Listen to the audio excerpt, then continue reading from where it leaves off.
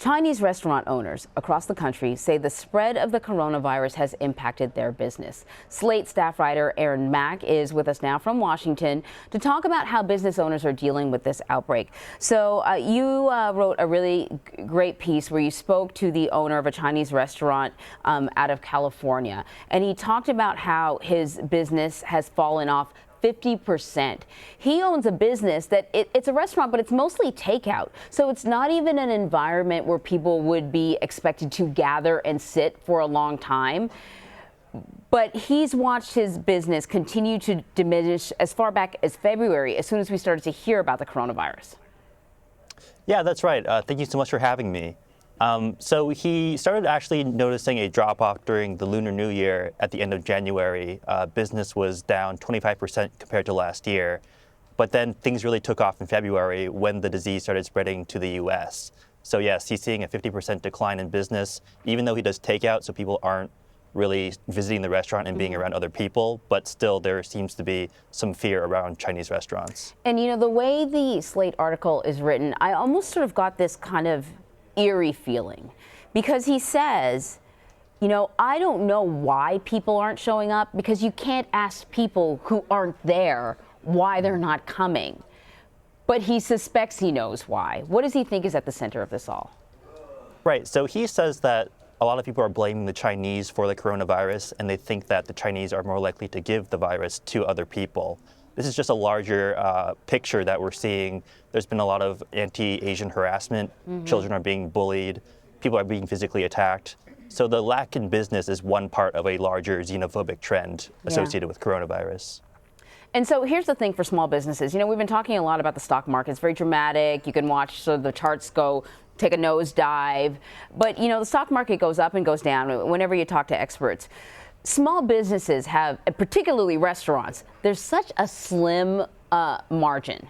They don't make a lot of money. When you're dealing with food, if you don't sell it, it goes bad. So that's right out the window.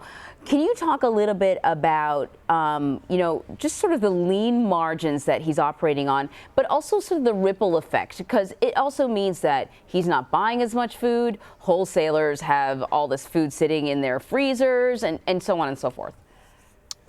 Right, so this affects a lot more people than just him.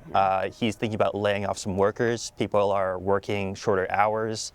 Yes, small businesses are definitely being affected a lot, especially in Chinatowns where gentrification is getting worse. So you both have fewer profits and people are just coming less and rents are rising. So it's kind of a perfect storm for struggling small businesses.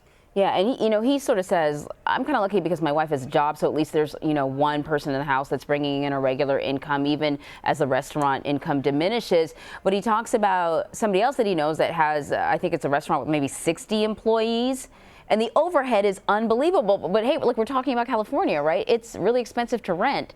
Do you remember the details on that? I want you to tell it, because that made me gasp when I read that paragraph. Right, so he knows of a larger business. It seats around 600 people. This business employs around 70 employees, and it costs probably around $300 or $300,000 per month to run. But they're only getting 1 or 2 tables per night. Also, they have large parties that canceled on them. That's where they make a bulk of their business. So the larger restaurants especially are really struggling here. Is there a concern that even after the coronavirus passes, that Chinatowns across the country, that the Chinese restaurants across the country, that they may not rebound the way that, you know, they hope to? Right. So I know that a lot of restaurants have actually already closed in New York. The man I talked to is thinking about closing his restaurant. They're not sure if they can reopen. They're not sure if they can take that hiatus and then come back later on. There might be some lingering fears. Also, just taking a break is really hard because you don't have employees and you have to re-recruit all over again. So there is a chance that this is much more lasting. Yeah, it's a great article, and sort of the series is taking a look at all the different ways that the coronavirus is having an impact that, you know, doesn't always make it into the headlines or at the top of a show like ours. So I really appreciate you taking the time out to talk to us, Aaron. Thanks. Thanks for having me.